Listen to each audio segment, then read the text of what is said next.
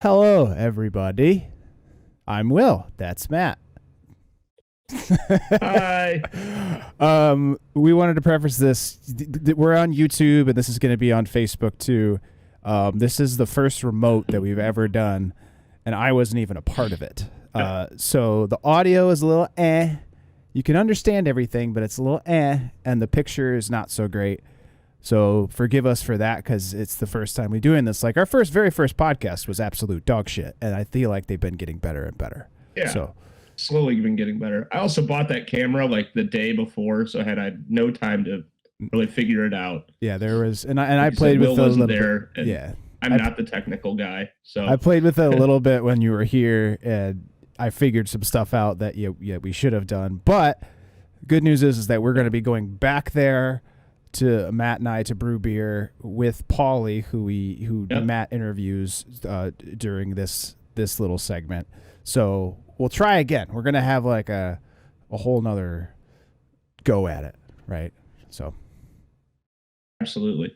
Big thank you to Paulie and Danielle. Danielle's the general manager of the whole facility for letting us come in and shoot and feed me beer, right? And even invite us back for another round with Will. Yeah, so we'll hopefully we'll be able to do that at some point in the new year, and we're gonna actually have Paulie or Danielle on the actual show as well. So without further ado, I think I put like theme music at the beginning, and there's like smoke, and then it goes to you and Paulie. And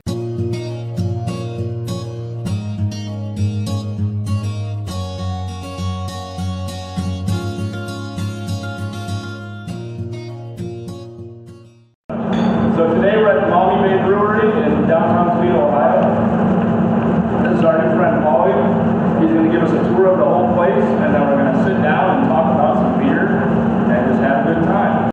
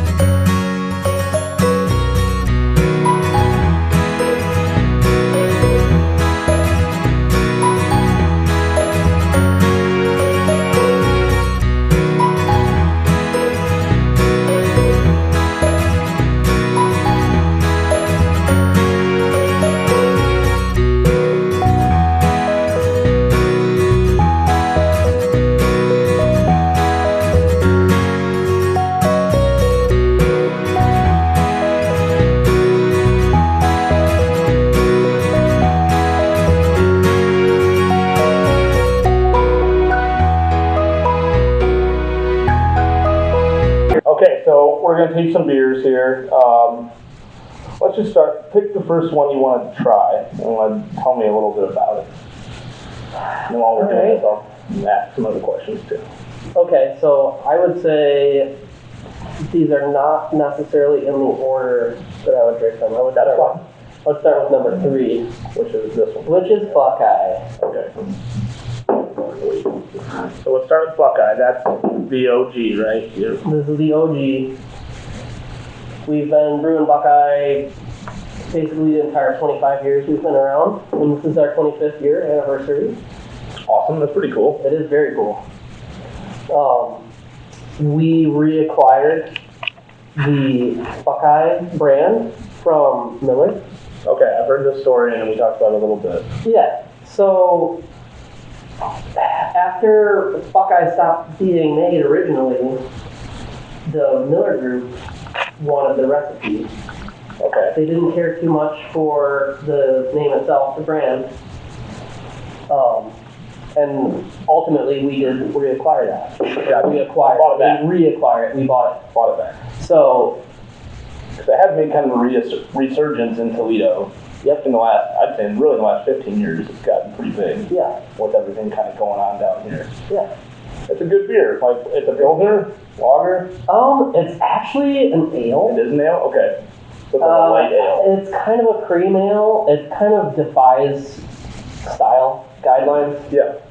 I would just call it beer. Yeah, it's just good drinking beer, like we were talking about. You're gonna have 8 or 10 or however many beers. Exactly. I'm assuming it's 4.5. It's 4.8 actually percent alcohol. So it's not very strong.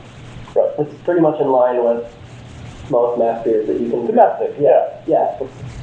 American beer before craft beer, I think that's Right. kind of the deal. And it's got a cool history.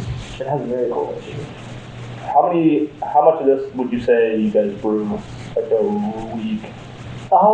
We actually probably brew 1,000 gallons of this maybe every 20 days. So this is Not a high. No. Okay. It's not very high volume for our distribution. Got it. Well, it's fucking delicious. So. It is quite. Easy to drink. I dig it. Will's not here right now. He says he's never had this. He's had it. He's full of shit. All right, what do you want to go with next? Talking about mango.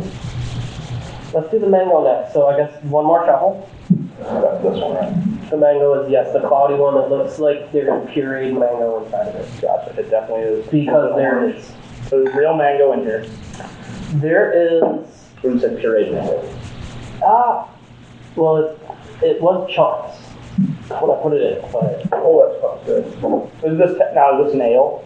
this is also an ale, yes. Seems like mostly it's a ale. wheat ale. It's a wheat ale. Yeah. Yeah, most of what we do, and our lineup right now is all ale. I do, as a brewer, I actually personally specialize in lagers. Lagers? Okay. I love making lagers. Is that I a love difficulty thing, or is it just... Not really. Lagers can be a little bit more intensive on the fermentation side. Okay, here's what I want to ask, and this is a genuine question. With so many home brewers and craft brewers now, everybody does ales, which makes me think that it's probably the easiest thing to make. And you can mess with them the most. Ale requires a significant degree less temperature control. Okay, that makes So as a sense. professional brewer, and also a lot less time. Lager, like your average ale, like I said earlier, is about 3 weeks from grain to glass. That's quick. Lager, typically, when I do any lagers, I cold store it for 3 months minimum. Okay. So a lager is potentially a 6-month project. So, okay, this is like a service industry podcast. So I wanted to ask, like, you're working here, you're pretty much the lead brewer. Mm-hmm. Yeah. How often do you go out, like, into the restaurants and talk to people about beer? Is that normal for you or not so much? Are you talking about guests? Yeah. Yes, it's pretty common for me to. It is. I love what I do. Yeah, okay, that's what I like. So you're passionate And a lot about of it, times, I spend, when I'm done with work, I do spend time having a beer at the bar. Cutting it up with the bartenders, the staff, people at the bar. Anybody receptive to conversation, really. Okay. Oh yeah, I love what I do. I'm very passionate about it. I definitely can tell you love brewing beer. I love brewing. I love brewing beer almost as much as I love. Actually, it might. Do you like it more than drinking equal. beer? I think I do. I can be completely honest. I've been working in restaurants like since I was 19. I actually 100% love cooking more than I love eating. That makes.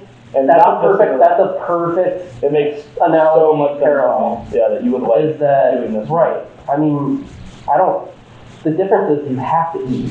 Right. I don't have to drink. But do you ever get off of work and you're like, fuck, I just don't want, like, I've just been in beer all day, and you're over Sometimes, yeah. Sometimes I get home and the last thing I want is a beer. it? Yeah. You just smelled it, been around it all day, tasted it. I'm covered in it. Over it. Yeah. Yeah. Okay, that's good. That's a really easy parallel for me to follow.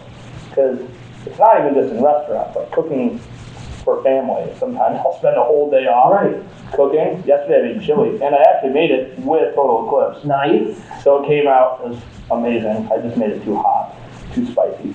Not really. But I drank like 4 Eclipse while I was making it. And that I ate, but there are some times where I spend all day cooking, and by the time I'm done cooking, I'm like, I don't want to eat this food anymore. just want to have a beer. Okay, let's do another beer. Yes. Because we're going to be Let's sidebar. slide this one over. Yeah. So we're going to go with glass hopper. Okay. This is right now the most popular. Right? This is what we could easily consider our flagship brand as far as distribution. Easily. It probably represents, pretty sure, like 45% of our sales. It makes sense. So a lot. And it makes sense because IPA it's a straightforward IPA, right? Like, is the most popular style of beer right now, craft beer, absolutely. in the U.S. And it has been for like the last decade. This is like a straightforward IPA. This is a very straightforward IPA. I would say it's kind of old school for an IPA. Yeah. Very much West Coast, early 2000s, maybe late 90s kind of style. And the thing that I really love about glass hopper is that it has body. Mm-hmm. And it tastes like you're drinking a malt beverage. Yeah. And it's really hoppy, but it's hoppy, but it's not. But it's very, for an IPA, it's incredibly balanced. Yeah, it's not saltwater hoppy, and it's not. We had to add all this fruit, and all these aromatics to make it down. I'm not gonna name names, but I've had some. We can talk shit about whatever you want, man. I do it all the time. After fun of this show. So, I've had some IPAs that are basically over-carbonated hot water to my palate. Yeah. And there's no body behind it. It doesn't taste like beer. There's maybe like a smack of beer, like. But again, going back to what you said, but your mission is to make beer that tastes like beer. Mm-hmm. So I think again you've done that with this. And glass hoppers is for an IPA. It's not crispy. It's not dry. No. But I do like that it's not dry your mouth out dry. Yeah, finish isn't like dude, I need another drink. Right. My tongue. You make more of this than the Buckeye. We make a lot of this. We make about 1,800 gallons of this every 10 days. 10 days? 1,800 gallons in 10 days. So 5,400 gallons a month, basically, 30 days. That's a lot of IPA. That's a lot of beer. Not just one beer. God damn. People just drink it up. Mm-hmm. And I'm not even a hoppy. Catch up with me a little bit. I'm not a hoppy beer drinker, but this glass hopper is balanced enough that that's. I can get a couple pints down before I'm like, ooh, right. Yeah. I don't usually drink IPA. Right, we have to move on to the next beer. We're gonna move on to Blitzen. The battery is getting there. I have the battery. Let's do the Blitzen. This is your seasonal beer. This is our seasonal beer. We're definitely we're gonna do all these on the show. But Christmas ales have become a big thing in the last 10 years, right? Yeah. So this, let's take a drink. I get the rim. I don't usually do the rim. I don't usually do the rim either, but for the sake of this conversation, I feel like it's pretty important. Yeah. Because most people like 90% of the people that are going to order this beer get they like the rim. Cinnamon sugar rim. Yeah. And there's other people that do the rim. So this is another ale, right? Yes. What sets this apart from glass hopper? What's different about the way that? Oh my goodness, so many things. Oh, it's a lot? Oh yeah. Oh, I thought it was we use an English malt. Okay. And glass hopper is an American malt. We use an English yeast. And it has a ton of honey in it. Okay. So this is the sweetest for sure above all of them. But it's not like sugary sweet, it's just easy drinking sweet. Correct. And the sugar on the rim is gonna, of course, throw that off. Yeah. It's gonna make it taste. They did do a good job with a lot more cinnamon and sugar though. I understand why people like it. It does feel very festive when you drink it. You've got, the spice notes and everything. And you're drinking a cold beer, but it makes you feel warm, and there's something about it, you can only get it once a year, that makes it feel great. But I wouldn't want to make this. Just like I don't want to make fucking prime rib, because it's such a holiday dish. Right. I just want it to be over with. Right. I enjoy that people like it. I don't want to talk about it. But this is, of all the Christmas beers I've had, like I've had everyone now. Now everybody has one. I think this one I like the best because, again, it's not overly sugary. It's not like, I don't know, just too much. It still tastes like beer. It's not extra. Yeah, exactly. Nothing about this is extra. Yeah, it's not Except for how awesome. overkill. Yeah, it's just not. And that's what makes it extra awesome, is that it's balanced, and you get all of the components. Every component that you seek from this beer is there. I like that also I'm saying I don't like it and I chugged it quicker than anything else. Yeah, I hate this so much. I hate it. Alright, we went through the beers, we went through the whole tour, we kind of went through your background. Is there anything else that you want to talk about before we wrap this up? Or you want to ask? Not really. I mean, it's been a supreme pleasure. Yeah, this was super cool. I'm really I hope we happy you can, did it. honestly, I hope we can do this again. And, Oh, I'll come back again. And we're gonna, we'll I'll hit come some back different, we'll hit some different. Yeah, hopefully I can get my partner up here because, he is definitely jealous that he's not here for this right now. Well, yeah, we should drink four. Well, we're about to finish these 4 pints, I think. 5. We already have 5 here too. And we're going to come back here and do the brewing. Well, I am with you anyway. Yeah. Whenever you want to do that. But I'm out. I just thank you for everything, and we'll have you on as a talking point sometime on the podcast. But overall, with you and also Danielle, because she hooked this whole thing up. Yeah, we're gonna have to have Danielle sit on this, because that'll be, honestly, I'm looking I forward think to she that. got a little nervous, and that's why That's honestly why I don't think she's here. She's not here because I was gonna make her drink beer with us. Oh, I drank with Danielle one time, and I don't think she ever will. That's what I'm saying. I'm pretty sure that Danielle's not here because I was like, you're gonna have a beer with us. Yeah. And she's like, I don't drink at work. I'm like, Oh yeah, we're gonna do it. it's not drinking at Let's work. cheers. Thank you again. Thank you for having me. Absolutely. And this was at Maumee Bay Brewing in Toledo, Ohio. And we'll talk to you guys next week.